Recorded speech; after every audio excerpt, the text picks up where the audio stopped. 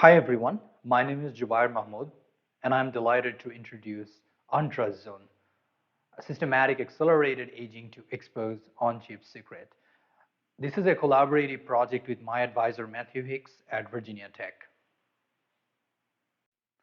As the number of connected devices grow, there is an increase in physical attacks targeting systems that are readily accessible and lack comprehensive security hardening.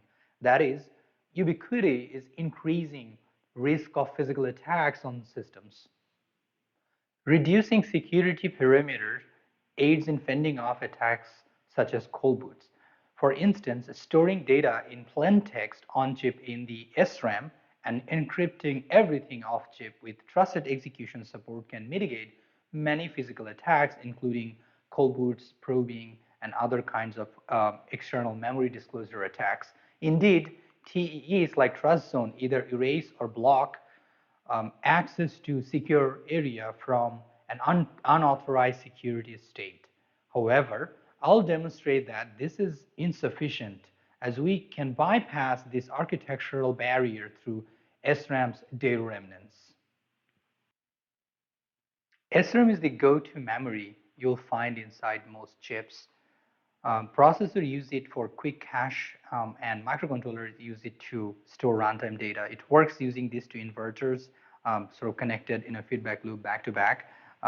They don't really need any refreshing, and they're ultra fast. And the coolest thing about this SRAM is the power and state. If you read an array of SRAM cells right after the processor starts, or any other memory that's made of SRAM cell start, you will see that 50% of those cells will power on into logic 1, and roughly other 50% will be power on as logic 0. And another cool thing is that they're randomly distributed spatially, largely randomly, and they allow us to look into the analog world through just by inspecting digital ones and zeros. If we go down in the abstraction layer a little bit, we'll see that inverter 1 and 2 go through a race condition at startup. And we can change these race conditions so that the cell's subsequent power and state is directed by the stored data in the cell. We exploit transistors aging to do this, to burn in data in the analog layer. If we store logic 1 in this cell and let it sit for many years, PMOS P1 of inverter 1 slows down due to aging because this transistor is experiencing NBTI because the transistor is on the whole time. PBTI also in effect for NMOS, but the overall effect for the PMOS is dominant. And ultimate result is a great effect for an attacker's point of view because this is an indirect way to infer a data that was stored in a cell by looking at subsequent power and state. But this process, the aging process, is incredibly slow. It takes years, in fact, decades to manifest and become a security concern. But if we look at the physical phenomenon, why this is happening, we quickly realize that a strong vertical electric field in the gate region and temperature accelerate the aging process, sort of the baking of the secret in the analog layer. So it ultimately reduces the overall wait time needed for a secret to burn into the analog layer. And the overall takeaway is that if we expose an SRAM cell with a secret into elevated voltage and temperature, we would accelerate the burn-in process, and that way we'll figure out what trusted execution environment was doing by looking at a subsequent power and state of those cells. We chose ARM's trust zone to test this hypothesis because ARM devices are ubiquitous and have a wide range of use cases ranging from small sensors to desktop computers. If we look around, very likely we'll find one or two ARM devices lying around.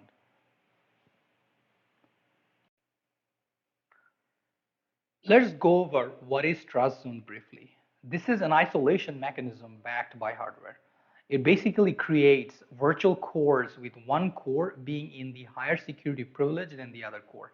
Software running in a non-secure state cannot access secure memory area.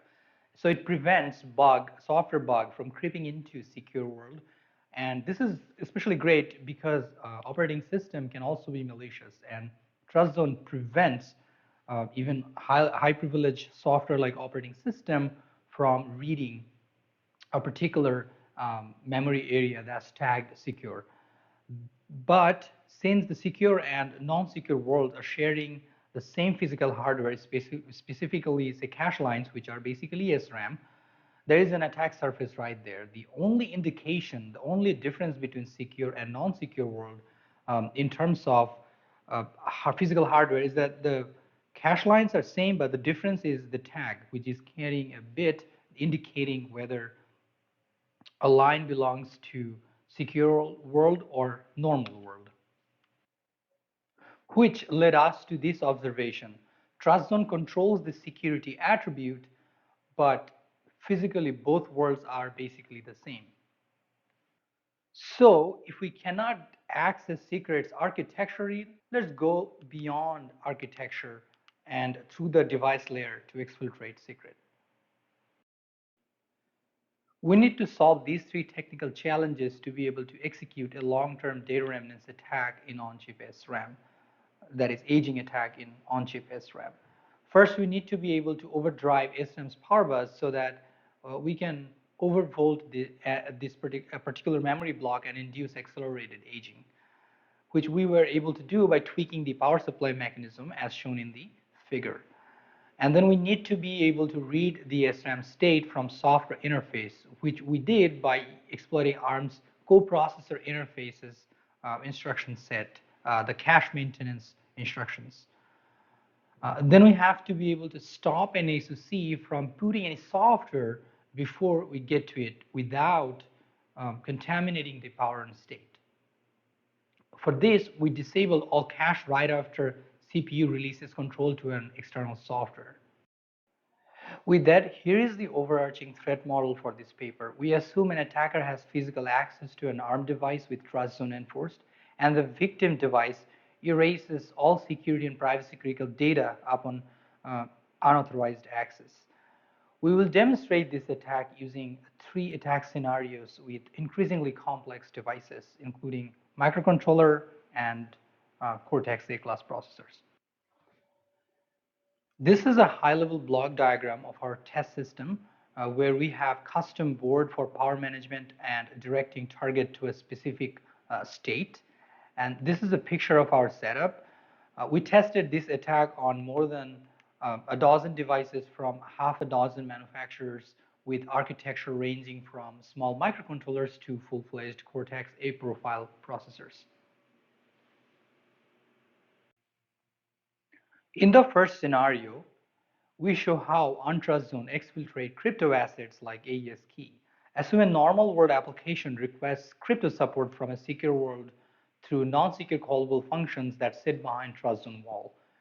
A non-secure application should never receive any information about that particular key from this secure area. But here's an execution flow that shows if we erase the whole chip after exposing it to accelerated aging, UnTrustZone can exfiltrate this key from the secure area.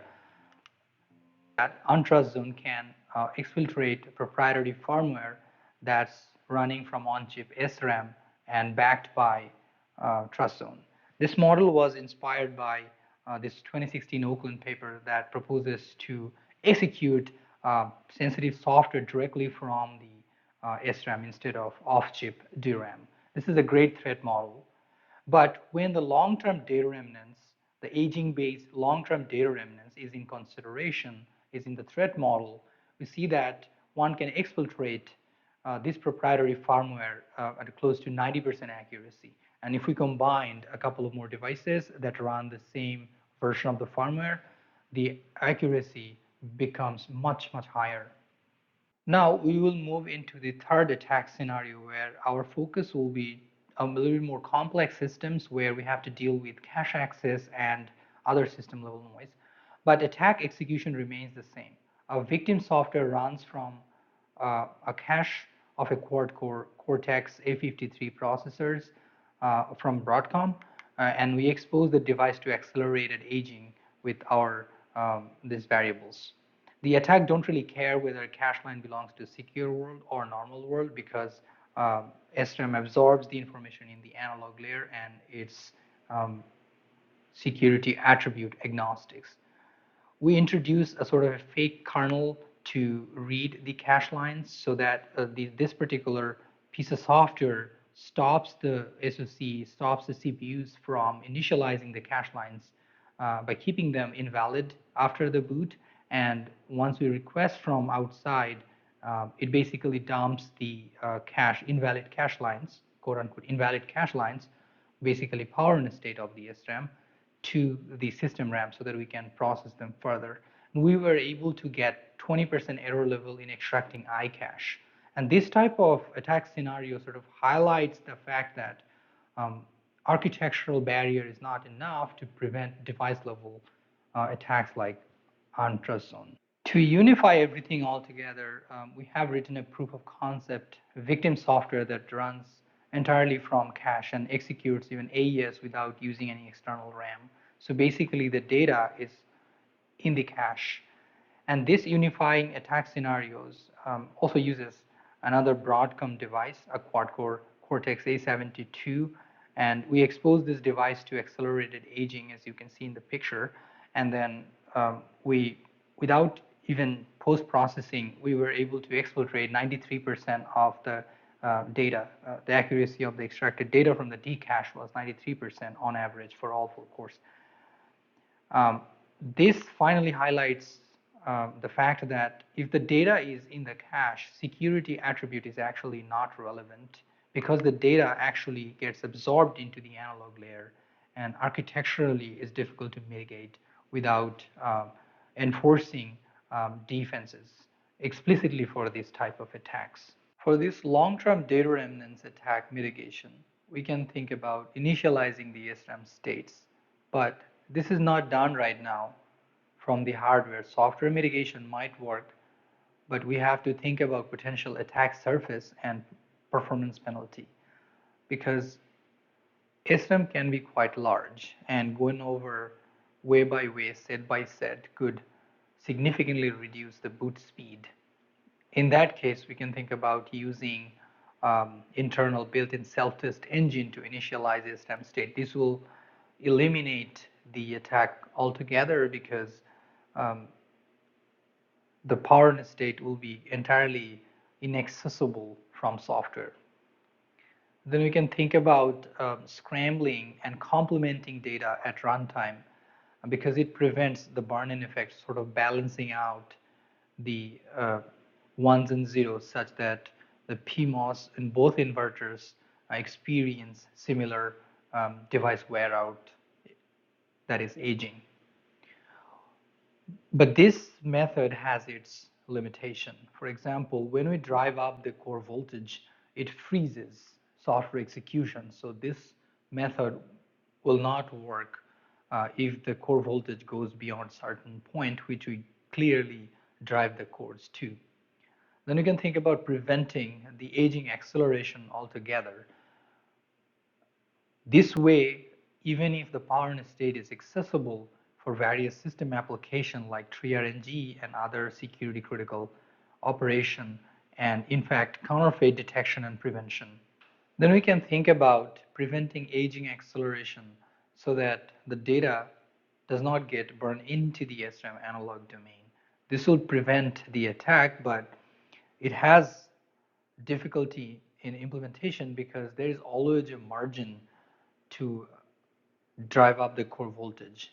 It might be smaller, but there is always some margin. Because of randomness in the system, there needs to be some margin in the supply voltage rail. And preventing temperature is possible as well, but the effect of temperature on the overall acceleration of aging process is much smaller than the voltage. So to prevent the burn-in effect, we actually need to go after voltage acceleration prevention because if the system doesn't allow voltage acceleration, we'd have to wait significantly longer for UnTrustZone to work.